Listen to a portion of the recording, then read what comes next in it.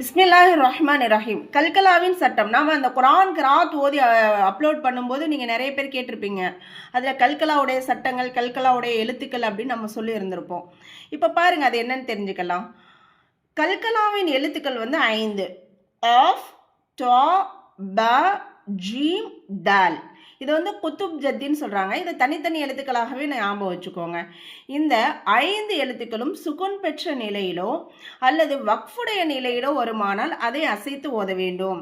இந்த 5 எழுத்துக்களுக்கு மேலே சுக்குன் வந்தால், வக்ஃபுடைய நிலைனா என்ன, ஆயத்தில் நாம் நிறுத்தும் போது இந்த 5 எழுத்துக்களையும் ஜபர் ஜேர் பேசி இருந்தாலும் நம்ம என்ன செய்வோம், தோ ஜபர் தன்வீன் எது இருந்தாலும், கடா ஜபர் உல்டா பேசி எது இருந்தாலும் சுக்குன் வைத்து நம்ம நிறுத்துவோம்.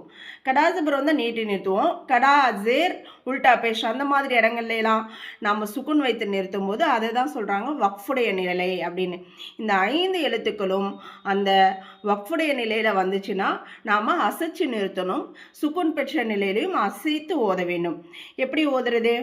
அப், இப், உப் அப்படின்னு அசைக்கணும்.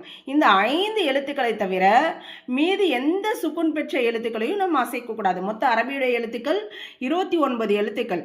அந்த 29 எழுத்துக்களில் இந்த 5 எழுத்துக்களை மட்டும் சுக்குன் பெற்ற நிலையில் அசைக்கணும். இந்த புள்ளி வச்ச காஃப், நார்மல் காஃப் வரும்போது அதை நாம் அசைக்கக்கூடாது.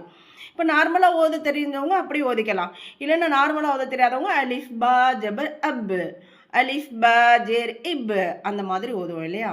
அப்போ நாளைக்கு இந்த பாடத்தை ஓதி போடுவோம். தொடர்ந்து நீங்கள் என்ன செய்யுங்க, வீடியோக்களை ஃபாலோ பண்ணுங்கள் இன்ஷா அல்லாஹ். ஃப்ரெண்ட்ஸ் நண்பர்களுக்கெல்லாம் இதை தெரியப்படுத்துங்க இன்ஷா அல்லாஹ்.